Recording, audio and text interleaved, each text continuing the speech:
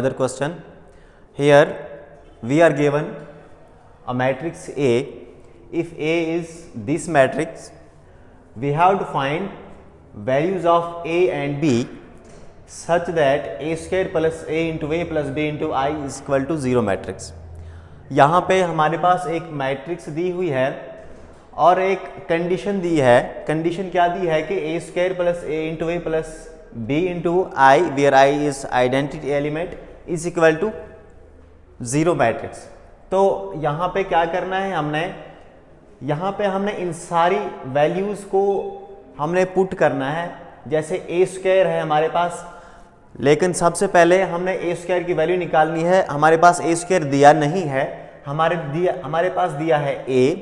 We are given only matrix A. From this matrix we have to find first of all A square. तो you know A square कैसे हम मालूम करेंगे. ए square हो जाएगा हमारा, जब ए को हम ए से मल्टीप्लाई करेंगे तो हमारे पास ए स्क्वायर निकलेगा. इसका मतलब हमने जो मैट्रिक्स दी है इसको हमने मल्टीप्लाई करना है, अपने आप के साथ ही मल्टीप्लाई करना है. तो a इंटू ए क्या हो जाएगा, दिस इज 2 3 2 1 एंड 1. इसी को हमने मल्टीप्लाई करना है a के साथ ही, 3 2 1 and 1. Now dear students, from the product of two matrices we know that हम क्या करते हैं. प्रोडक्ट ऑफ टू मैट्रिसेस में हम पहली मैट्रिक्स की रो लेते हैं और दूसरी मैट्रिक्स का कॉलम लेते हैं. जैसे यहाँ पे क्या हो जाएगा, 3 इंटू 3 हो जाएगा, 3 इंटू 3 9 होगा, 3 3 जार 9.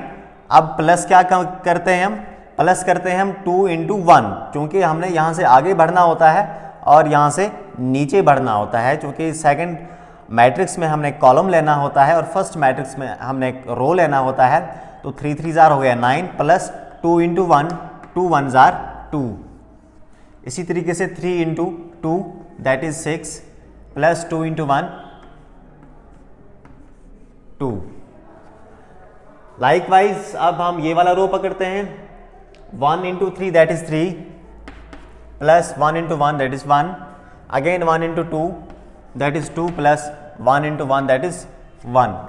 तो टोटल मिला के हमारे पास जो ए स्क्वायर आता है that is 9 plus 2 that is 11, 6 plus 2 that is 8, this is 3 plus 1 equals to 4 and 2 plus 1 that is 3. So this is our A square. अब हम क्या करेंगे, ए स्क्वायर को पुट करेंगे हम इस कंडीशन में. अब यहाँ पर हमारे पास ए भी है जो कि हमारे पास दिया हुआ है. तो टोटल मिला के ये कंडीशन हमारे पास क्या बन सकती है, A square plus A into A plus B into I equals to 0 matrix. ये क्या बनेगा हमारे पास. अब हमने इन सब की वैल्यूज पुट करनी है. ए की वैल्यू हमें नहीं मालूम है, इसको हम ऐसे ही रखेंगे.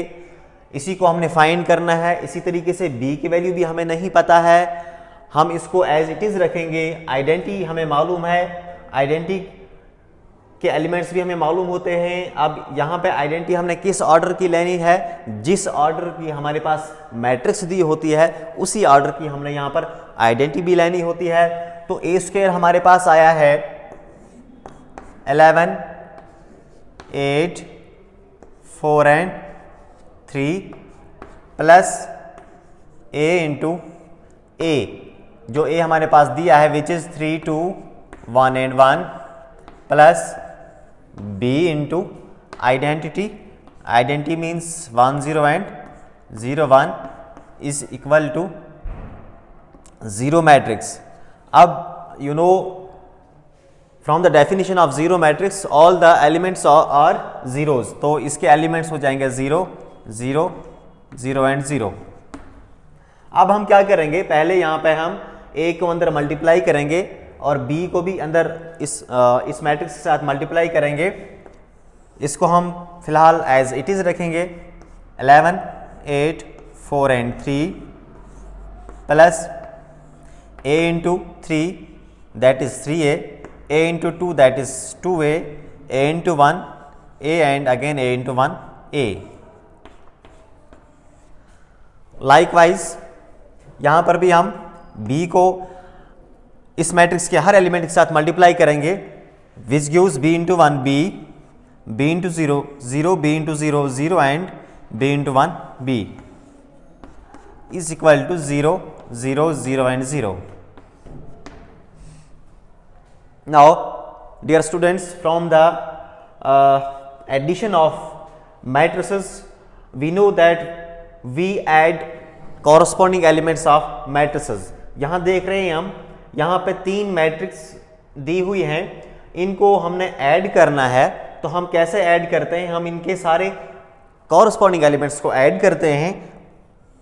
इसका मतलब क्या करना है, हमने 11 का कॉरस्पॉन्डिंग एलिमेंट सेकंड मैट्रिक्स में इसका कॉरस्पॉन्डिंग एलिमेंट 3a है और तीसरी मैट्रिक्स में इसका कॉरस्पॉन्डिंग एलिमेंट b है। Now we have to add all the corresponding elements which will take the form of something like this 11 plus 3a plus b। ये तीनों एलिमेंट्स को हमने ऐड किया और अब ये एक ही एलिमेंट इसको हमने कंसिडर करना है। इसी तरीके से 8 का जो कॉरस्पॉन्डिंग एलिमेंट है दैट इज 2a एंड 0। अब इनको तीनों को प्लस करके हमारे पास आएगा 8 प्लस 2a प्लस 0। इसी तरीके से 4 plus a plus 0, 3 plus a, 3 plus a plus b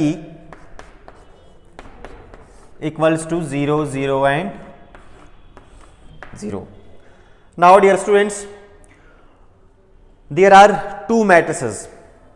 एक मैट्रिक्स ये है और एक मैट्रिक्स ये है। Now from the equality of 2 matrices we know that all the corresponding elements of these 2 matrices are equal. जब भी हमारे पास 2 इक्वल मैट्रिसेस होती हैं वहां पे क्या होता है कि हम वहां पे कॉरस्पॉन्डिंग एलिमेंट्स को इक्वल रखते हैं। तो कॉरस्पॉन्डिंग एलिमेंट्स मतलब ये है, इसका जो इस मैट्रिक्स का जो a11 एलिमेंट है, जो ये एलिमेंट है इसका a11 इक्वल होगा इस मैट्रिक्स के a11 एलिमेंट के बराबर। So from the equality of 2 matrices what we do, we compare all these corresponding elements. तो हम लिख सकते हैं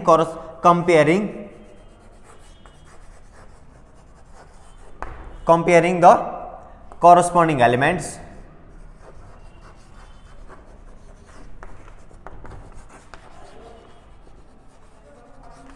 we have।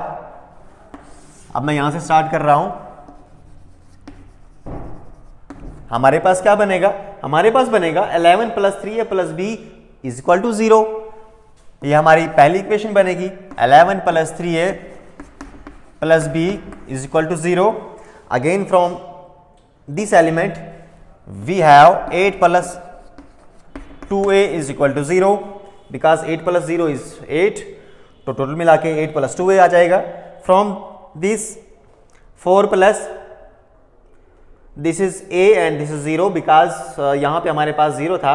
This is 4 plus a which is equal to again 0।